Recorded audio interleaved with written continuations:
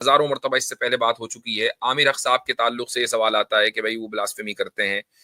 اس کی آپ اس کو بلاسفیمی اگر کہہ بھی رہے ہیں نا تو کہہ لیں, کوئی بات نہیں ہے. ساری بات یہ ہوتی ہے کہ شروعات کس نے کی ہے. ایک صحابی آتے ہیں رسول اللہ کے پاس, وہ کہتے ہیں کہ ایک عورت ہے, وہ دینی بھی ہے اور سب کچھ ہے, مطلب اس کے پاس خوبصورت بھی ہے, بٹ وہ انفرٹائل ہے, مطلب وہ بانجھ ہے. تو اس نے 2 بار پوچھا صحابی صاحب نے, تو وہ رسول اللہ نے صاف منع کیا. تیسری بار پوچھا تو انہوں نے کہا کہ نہیں, اور ایسی عورت سے شادی کرو جو کثرت سے بچے جنتی ہو. تو میرا سوال یہاں پہ یہ ہے, جب 4 شادی کی اجازت ہے تو کیا اسے چوتھی بیوی بھی نہیں بنایا جا سکتا, کیونکہ جسٹ بیکاز کہ وہ انفرٹائل ہے, اور کیا وہ باقی کام نہیں کر سکتی گھر میں؟ اور ایسی عورتوں کو پھر کیا ہوگا؟ مطلب اس سمے جب ایسی عورتیں موجود تھیں, جب دنیا کی جو جن سنکھیا ہے وہ بہت کم تھی, تو آج تو ایسی بہت زیادہ ہے. تو پھر ایسی عورتوں کا کیا ہوگا جب رسول اللہ نے صاحب شادی کرنے سے منع کیا ہے اور 4 شادی. اوکے 65 میں ہے یا ایھا النبی حرض المؤمنین علی القتال. ٹھیک ہے, اس میں کیا ہے؟ اس میں جو ریشیو لکھا ہے سر, وہ 1:10 کا ریشیو ہے, اور نیچے جب آتا ہے تو یہ ورڈ ہے مین چیز کہ اللہ کو اب معلوم ہوا اس لیے تمہارا وزن کم کر دیا. تو اس سے مجھے یہ لگ رہا ہے کہ اللہ کو فیوچر پتہ نہیں تھا, اس لیے جب پتہ چلا تو پھر چینج ہوا, ایسا اس میں مجھے لگا. اچھا, آیت نمبر 66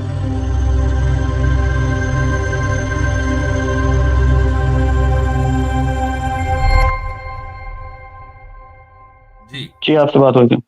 ہاں جی فرمائیے. سر میرے ہاتھ 2 سوال ہیں. جی اس سے پہلے اگر آپ مجھے اجازت دیں تو آپ کو میں ایک مشورہ دینا چاہتا ہوں. ضرور, مشورہ اگر قابل قبول ہوگا تو ضرور قبول کریں گے انشاءاللہ.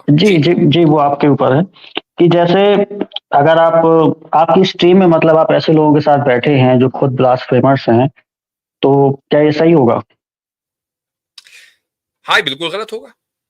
کیا اس وقت ہماری اسٹریم میں کوئی بلاسفیمر ہے؟ کسی کو نہیں, ابھی نہیں ہے نا. ابھی ہوتا تو میں بتا دیتا آلریڈی, لیکن مجھے لگتا ہے وہ بلاسفیمی کرتے ہیں اور ایسا نہیں ہونا چاہیے. ایک ریسپیکٹ فل ڈسکشن ہونا چاہیے, اور آپ کی اسٹریم میں بھی کئی بار ایسا ہوا ہے, اس لیے میں یہ آپ کو مشورہ دینا چاہتا ہوں. کیونکہ کیا ہوتا ہے جیسے میری زبانی تو میں نہیں سمجھتا کہ ہوا ہوگا. میں تو نہیں, آپ کی زبانی میں نہیں کہہ رہا ہوں سر, ہاں بٹ آپ اچھا, کی اسٹریم میں کہہ رہا ہوں. رہی یہ بات کہ دیکھیں اس موضوع کے اوپر کوئی پہلی مرتبہ بات نہیں ہو رہی ہے, ہزاروں مرتبہ اس سے پہلے بات ہو چکی ہے. عامر اخ صاحب کے تعلق سے یہ سوال آتا ہے کہ بھائی وہ بلاسفیمی کرتے ہیں. اس کی آپ اس کو بلاسفیمی اگر کہہ بھی رہے ہیں نا تو کہہ لیں, کوئی بات نہیں ہے. ساری بات یہ ہوتی ہے کہ شروعات کس نے کی ہے. تو شروعات ہوتی ہے رسول اکرم صلی اللہ علیہ وسلم کی شان میں گستاخی, اللہ کی شان میں گستاخی سے. اور یہ کہاں سے شروع ہوا؟ یہ ہوا ایکس مسلموں کے چینل پر. اور ایکس مسلموں کے چینل کو, مرتدوں کے چینلوں کو پروموٹ کس نے کیا؟ انہوں نے کیا کہ جو گیتا پڑھنے والے ہیں, رامائن پڑھنے والے ہیں. اب دیکھیے, ابھی آپ کے آنے سے پہلے وہ جو ابھی عورت کے تعلق سے بات ہوئی تھی, تو بتائیے کیا میں نے یہ کہا کہ نہیں جی گیتا اور رامائن میں تو غلط لکھا ہے, ہمارے یہاں صحیح لکھا ہے؟ میں نے تو سب کو آپ نے کبھی کچھ نہیں کہا. یہی تو میں کہہ رہا ہوں, آپ کی اسٹریم میں اگر ایسے لوگ ہیں تو اس سے آپ کا عہدہ کم ہوتا ہے. میں کیول یہ کہنا چاہ رہا ہوں. تو میرا مقصد یہی ہے کہ جو لوگ یہ کہتے ہیں وہ ایک ریئیکشن ہے. اگر سنیے سر, اگر آپ کے بدلے آنکھ ہم لیں گے تو ایسے تو مطلب وہ جاہل ہے تو ہم ویسے ہی جاہل بنے. ایک منٹ سن لیجئے, اگر ایکشن رک جائے نا تو ری ایکشن روکنے کی ذمہ داری میری. ایکشن رکوا دیں آپ تو ری ایکشن پھر دیکھو. اور یہ نہیں ہو یہ کہنا کہ بھائی آنکھ کے بدلے آنکھ, چونکہ ہم اسی پہ یقین رکھتے ہیں کہ آنکھ کے بدلے آنکھ ہونی چاہیے. یہ انسانیت کی سروائیول اسی میں ہے کہ ہاتھ کے بدلے ہاتھ, آنکھ کے بدلے آنکھ, ناک کے بدلے ناک. اگر ایک آدمی سامنے والا جو ہے وہ آپ کی ناک بھی کاٹ دے, آنکھ بھی کاٹ دے, کان بھی کاٹ دے, اور آپ یہ کہیں کہ نہیں جی آپ کاٹتے رہو, نو ٹینشن, تو پھر آپ تو بچیں گے ہی نہیں. نہیں, اگر اس نے, میں کہہ رہا ہوں یہ اگر پروسیس انفینیٹی چلتا رہے گا تو کوئی نہیں بچے گا, یہ کہنے کا مطلب ہے میرا. چلیے خیر, آپ کا مشورہ آ گیا, اب آپ آگے سوال رکھیں. جی بہت شکریہ. تو جیسے تو میں نکاح کے حوالے سے پڑھ رہا تھا, جو اسلام میں بتایا گیا ہے کہ جو عورت کا ہے وہ 3-4 چیزیں ہونا ضروری ہے. کہ وہ پہلا تو ہے کہ وہ دین پہ ہو, دوسرا ہے وہ اچھے گھر سے ہو, اور خوبصورت سیکنڈری بات ہے یہ سب.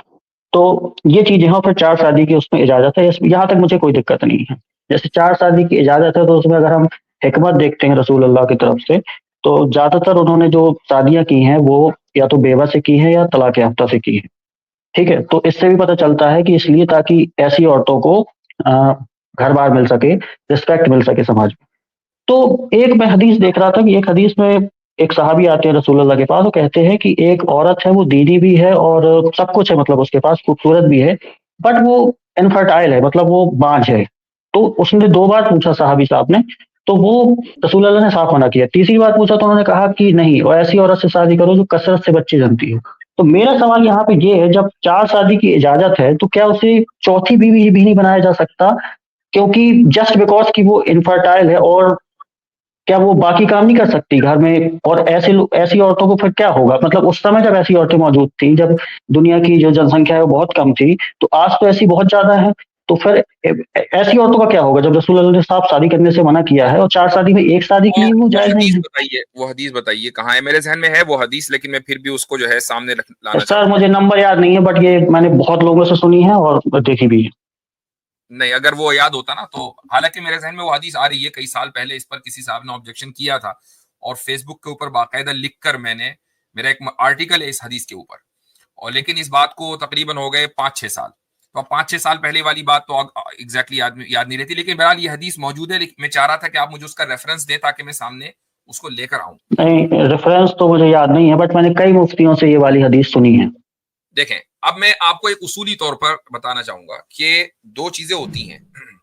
एक होता है हुक्म शरी, शरीयत का हुक्म क्या है, और एक होता है मशवरा। दोनों चीजों में रसूल अकरम सल्लल्लाहु अलैहि वसल्लम से सहाबा अपने जाती तौर पर मशवरा भी करते थे और अल्लाह का हुक्म भी पूछते थे। मैं उसकी एक मिसाल देता हूं आपको। मिसाल है, एक सहाबिया है बरीरा, उनका नाम है, वो हजरत आयशा रदी अल्लाह अन्हा की स्लेव थी, और उनकी शादी उनकी स्लेवरी के जमाने में हजरत मुगीस रजी अल्लाह अन्हु से हुई थी। वो भी स्लेव थे। अब हुआ यह कि हजरत आयशा ने हजरत बरीरा को कर दिया आजाद, और शरी मसला यह है कि आजाद होने के बाद गुलाम को, खुसूसन लड़की को, स्लेव गर्ल को, यह इख्तियार मिलता है कि चूंकि शादी उसकी आका ने कराई है, तो अब वो उस हस्बैंड के साथ रहे या न रहे उसकी चॉइस है। तो बरीरा रदी अल्लाह अन्हा के सामने ये ऑप्शन आया कि भाई चूज करो, तुम्हें मुगीस के साथ रहना है या नहीं रहना है। तो उन्होंने कहा कि मुझे नहीं रहना है।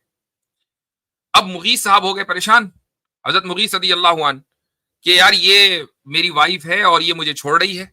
अब वो इससे सिफारिश करें, उससे सिफारिश करें, यहां तक कि रसूल अकरम सल्लल्लाहु अलैहि वसल्लम के पास पहुंचे कि आप बरीरा को समझा दें। तो आप सल्लल्लाहु अलैहि वसल्लम ने बरीरा को बुलाया और कहा कि तुम मुगीस को मत छोड़ो। तो बरीरा ने क्या कहा? हजरत बरीरा ने कहा कि या रसूल अल्लाह, ये हुक्म शरी आप बयान कर रहे हैं या आपका मशवरा है?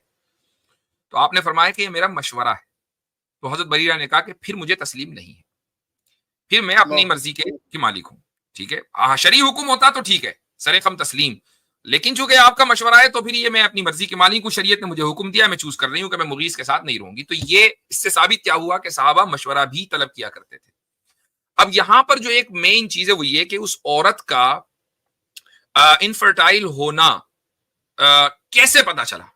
जाहिर है कि उस जमाने में कोई टेस्टिंग नहीं थी, कुछ नहीं था, इसलिए मैंने कहा कि वो हदीस पूरी की पूरी सामने होनी चाहिए। ज्यादा से ज्यादा आप ये इस तरह पता लगा सकते हैं ना कि भाई उसकी पहले शादी हुई थी, वहां बच्चे नहीं हुए, तो इसमें मर्द की जी। भी तो गलती है।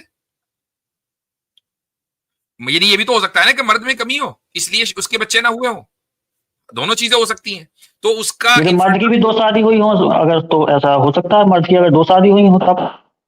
हाँ, मैंने बहुत सारी पॉसिबिलिटीज हैं जो उस हदीस के अंदर प्रोबेबिलिटी तब भी मौजूद नहीं है। रहती है। हाँ, जो उस वक्त भी पॉसिबिलिटी रहती है, यानी पॉसिबिलिटीज इतनी सारी हैं। अब आप सल्लल्लाहु अलैहि वसल्लम के सामने बात आई कि भाई मुझे शादी करनी है। अच्छा, अगरचे शादी 4 जायज है, लेकिन हर आदमी 4 अफोर्ड कर ले ये भी तो पॉसिबल नहीं है, एक आदमी एक ही कर सकता है बस। ठीक है, उसकी एक मिसाल देता हूं। मिसाल है हजरत जाबिर इब्न अब्दुल्लाह का वाकया, अभी जहन में आया। जाबिर इब्न अब्दुल्लाह की 10 बहनें थी, वालिद का इंतकाल हो गया, कर्जा बहुत छोड़ा। अब जाबिर इब्न अब्दुल्लाह बिल्कुल नौजवान आदमी है, और वो पहले सबसे उनको कर्जा भी अदा करना है, अपना घर भी बसाना है, बहनों की शादियां भी करनी है।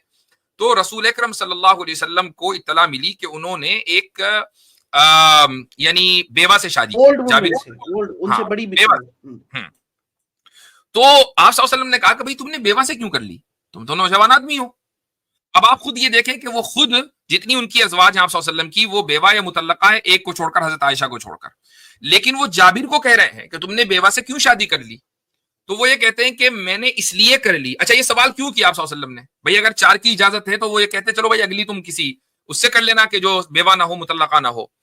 اس لیے کہ جابر کا جو فائنینشیل اسٹیٹس ہے وہ رسول اکرم صلی اللہ علیہ وسلم کے علم میں تھا کہ یہ تو ایک کر لی بڑی بات ہے، 10 بہنیں ہیں، ان کی شادیاں کرنی ہے، باپ کا قرضہ ادا کرنا ہے، تو یہ 3 4 شادی کر لیں، یہ ان کے لیے پاسبل نہیں ہے. فی الحال ایک ہی کر لی بہت بڑی بات ہے، تو پھر ایک کریں تو پھر اس سے کریں کہ جس سے آدمی زندگی بھر خوشگوار ماحول میں رہ سکے. تو یہ مشورہ آپ صلی اللہ علیہ وسلم نے سوال ان سے پوچھا، یہ نہیں کہا کہ طلاق دے دو.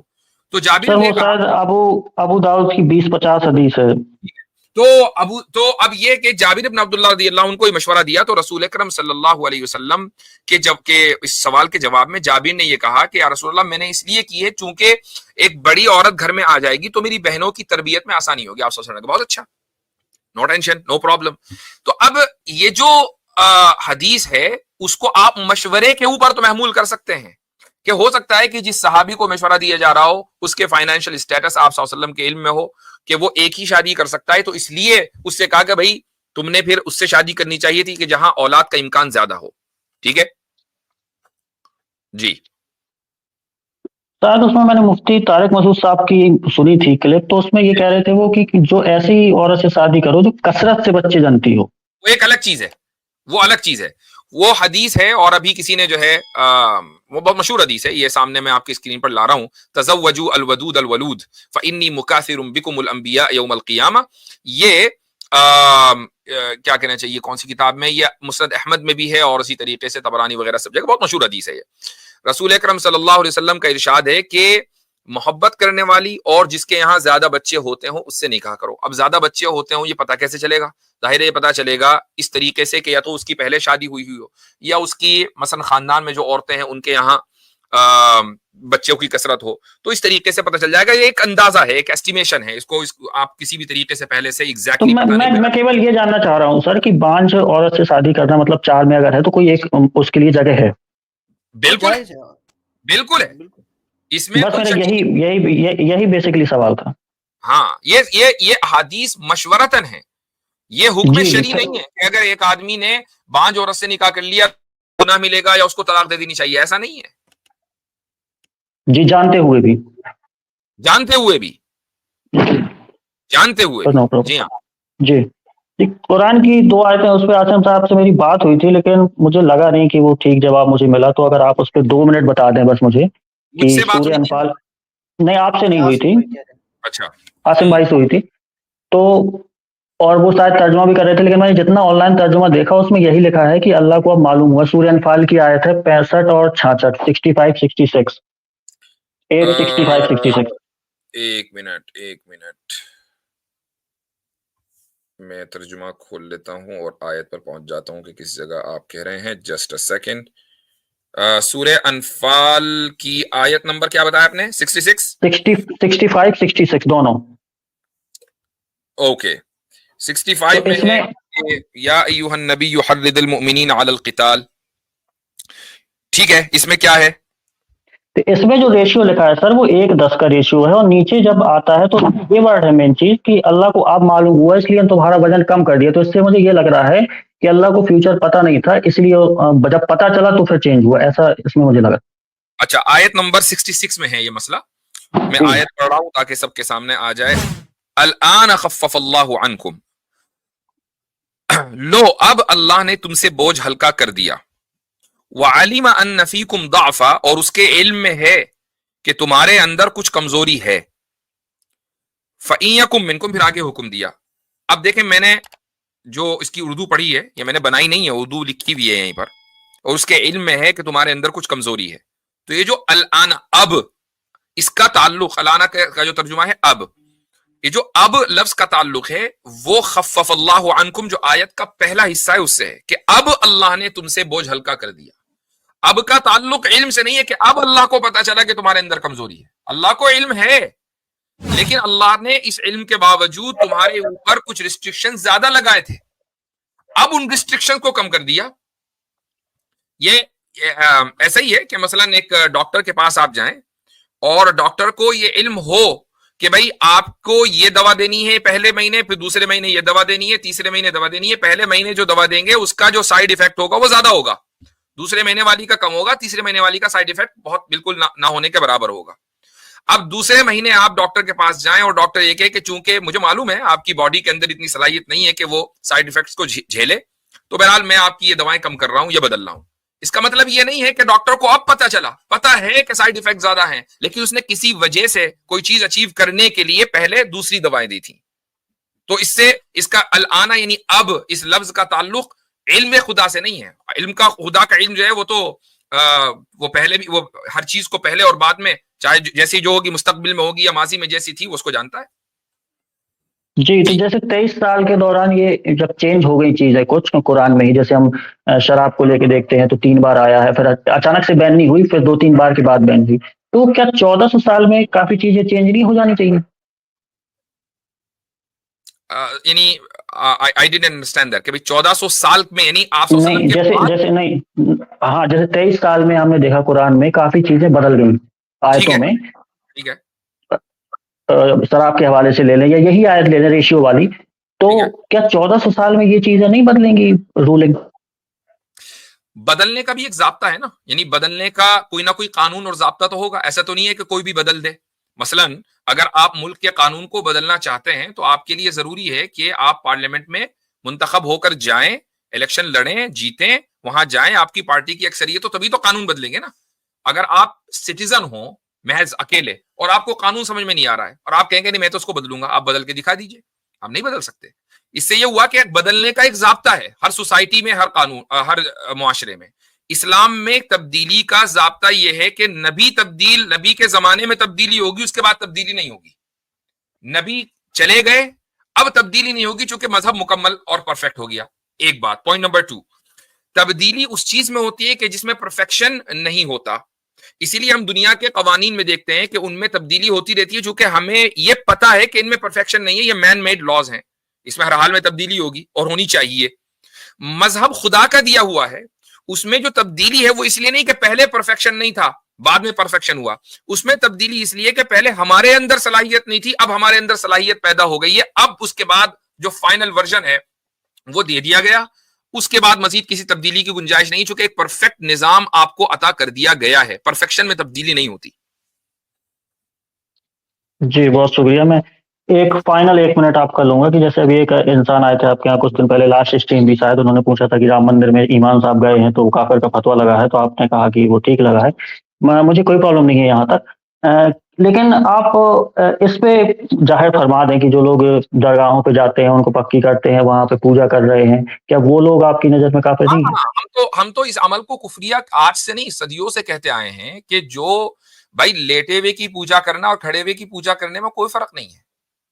اور جب میں نے ایک حدیث بھی پڑھی تھی آپ رسول اللہ کی کہ جو قبر کو پکی نہ کریں اسے لیول پہ کر دیں، تو یہاں تو ہم دیکھتے ہیں انڈیا پاکستان میں جتنی ہیں وہ ایسے ہی بنی ہوتی.